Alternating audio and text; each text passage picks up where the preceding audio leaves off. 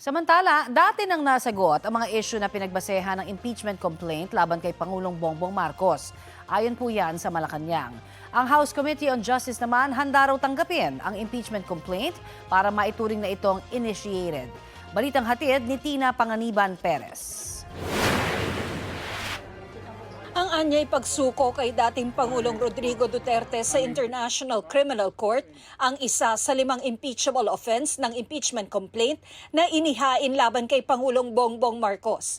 Inihain ito sa Kamara ng abogadong si Attorney Andre De Jesus. We are putting to question and holding the President accountable, number one, for allowing a citizen of our country to just be whisked away, kidnapped virtually, and brought to a foreign land without due process, despite fully functioning courts here in the country. Impeachable offense din daw ang hindi pagveto ng Pangulo sa unprogrammed appropriations sa 2023, 2024, 2025 at 2026 budget.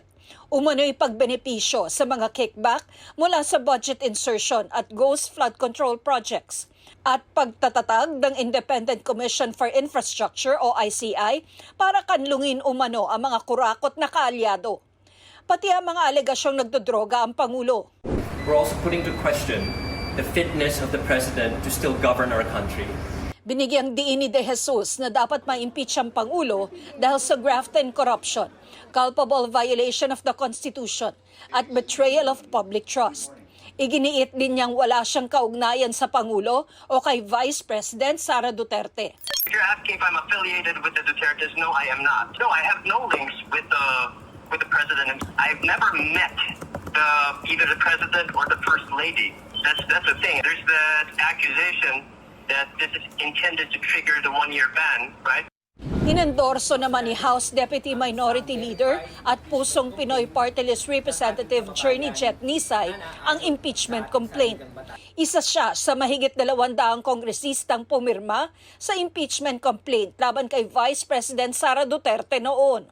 Kabilang din siya sa mga inirekomenda ng ICI na kasuhan ng Ombudsman kaugnay sa maanumalyang flood control projects. Ito yung gustong pag-usapan ng taong bayan, hindi puro sa social media.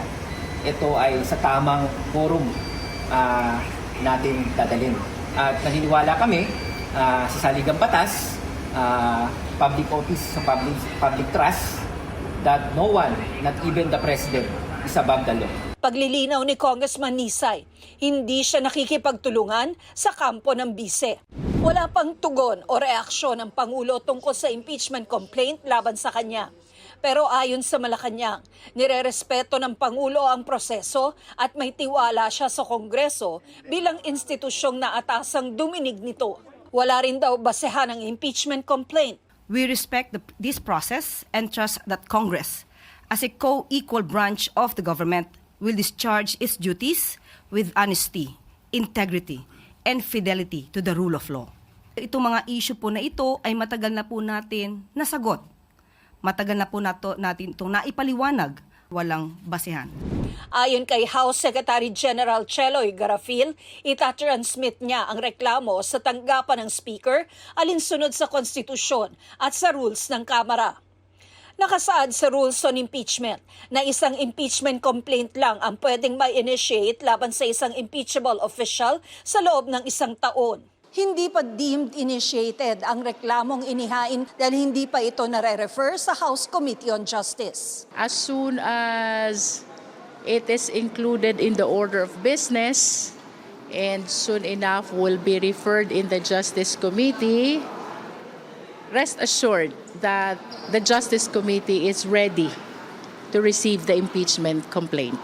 Pinamumunuan ni Presidential Son at House Majority Leader Sandro Marcos ang House Committee on Rules na nagre-refer ng mga impeachment complaint sa House Committee on Justice. Well, in this particular case, I think there is no choice for him because it really says that it has to be referred to the Committee on Justice. Sinusubukan pa ng GMA Integrated News na kunin ang panig ni Congressman Marcos.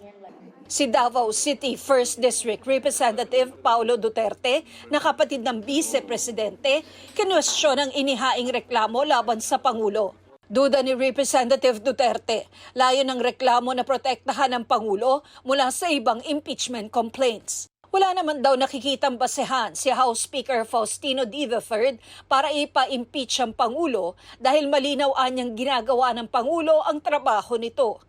Pero anya, trabaho nilang tanggapin ang mga impeachment complaint at dinggin ito alinsunod sa konstitusyon. Hindi rin daw ito dapat ginagamit sa pamumulitika.